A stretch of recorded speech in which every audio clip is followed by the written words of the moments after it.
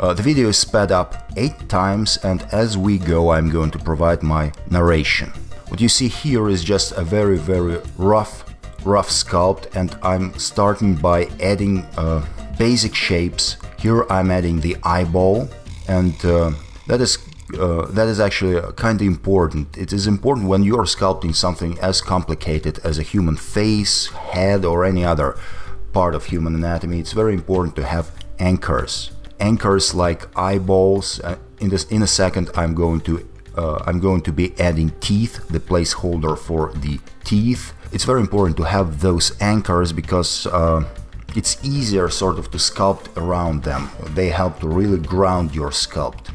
But this character is very stylized, as you probably can see from the design, and that gives me license to really interpret the design the way I want. And since we are not going for realism, I can also interpret the anatomy and the basic structure of the face a little bit differently than I would if this would be a realistic character. But our game is very stylized, and my goal is not only to make sure that I sort of capture the likeness depicted in the drawing, but I also want to make sure that the character is interesting, that the stylization that I choose to, the way I choose to interpret this character creates an appealing sculpt.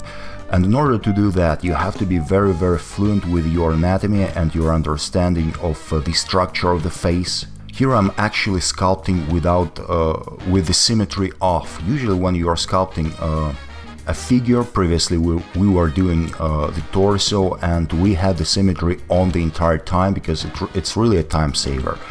But when it comes to the human face, it's not that straightforward, because what you want to do is you want to capture the essence of the character as early as you can. That's the only way to make sure you have any sort of likeness, because human face by definition is not symmetrical.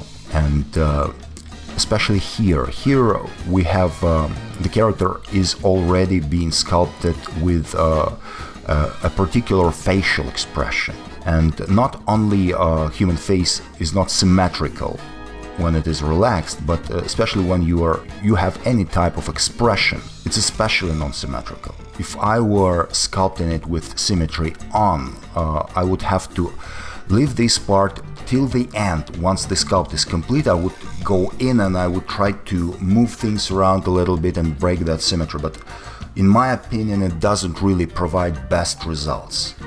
If you want to have a really lively sculpt with a sense of character, it is not too much work to do it without symmetry, I think. And I'm not fanatical about it. I actually use symmetry as a tool. I turn it on and off from time to time. For instance, when I'm sculpting the ears, right now I have the placeholders for the ears. The ears you see here is basically an insert brush inside Zbrush. These are the ears available by default. Later on I will merge these ears with the rest of the mesh, and I will sculpt over them to make sure they match the design drawing a little bit better. But when working on the ears, I always have symmetry on, because unlike the face, ears tend to be completely symmetrical, and there is really no reason to not have the symmetry. But it is also very important to know your anatomy, like I said, and in order to be fluent, because anatomy, like any other tool, is just a tool. It's just an instrument you have at your disposal. It's like your vocabulary. When you speak, you don't really think about the words you pronounce.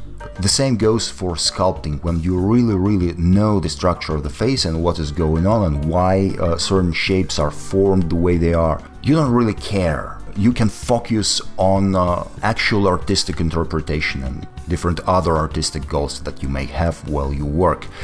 And in order to be fluent with your anatomy, you have, well, obviously you have to have a lot of practice, but even that is not enough. You have to be smart about your practice, and in my opinion it's very important to draw.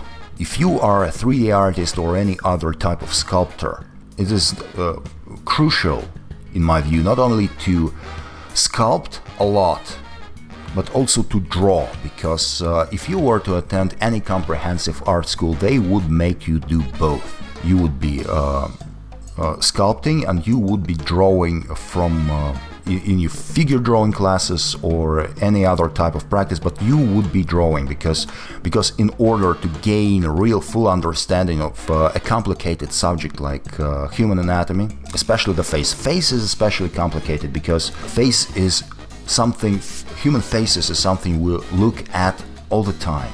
We look in the mirror, we look at other people, and if something is not working or the character is not appealing, it strikes the viewer immediately, and that's why it is very important to have a lot of practice and be fluent with your tools. There is, of course, a room for a huge actually room for artistic interpretation of the human face, but if you are going for something even remotely anatomical, it's very important to understand the subject. Maybe I will, in the future, I will make a separate tutorial where I will be talking in more detail about the anatomy of the human face, and since I'm an animator, I do have certain understanding of how shapes change when you have different facial expressions. For instance, here the corners of the mouth are pushing the cheeks upwards, and the skin bulges a little bit under the eyes, and that pushes the lower eyelid up. And here I'm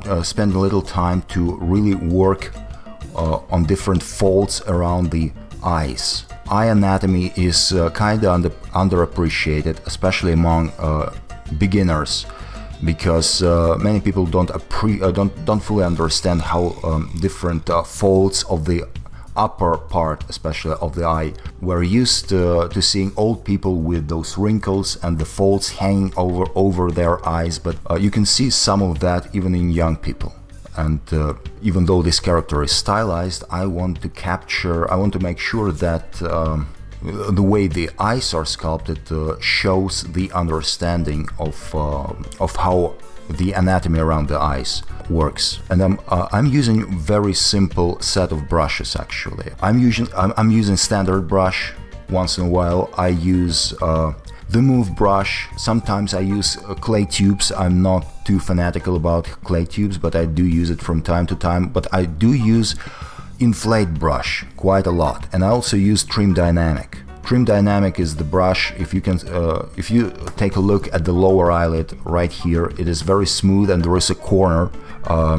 That is trim dynamic. I'm trying to make sure that the character, since it is stylized, I want to make sure that there is an interesting rhythm to the shapes, and even though it is a human face and it is supposed to be organic and smooth, I'm using trim dynamic to have creases and ridges in certain places to make it more interesting. Here I got back to the ears. As you can see, I'm sculpting a little bit. The ears are still stylized, but I decided that I want to bring them a little bit closer to the way actual ears are structured. In a moment I will merge using Dynamesh. I will merge the ears with the rest of the mesh, and then I will have completely symmetrical ears. And since Zbrush is so good at rebuilding the topology, Dynamesh and Z-Remesher. Z-Remesher is extremely important, an extremely important tool, because before Z-Remesher, in order to make sure that the topologies, the polygon structure of the mesh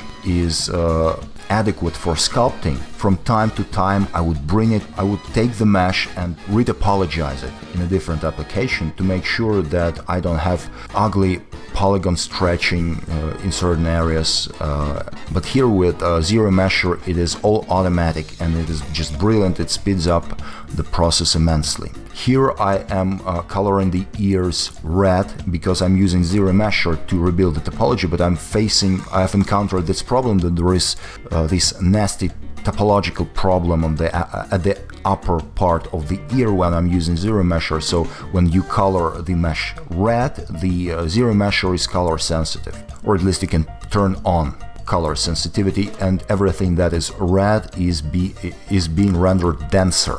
And that way I solved that problem with a defect. It took me overall 4 or 5 hours to make the entire head sculpt with the hair, with eyebrows, with expression, etc. Even sped up version of this video would be too long if I would try to squeeze everything into one tutorial.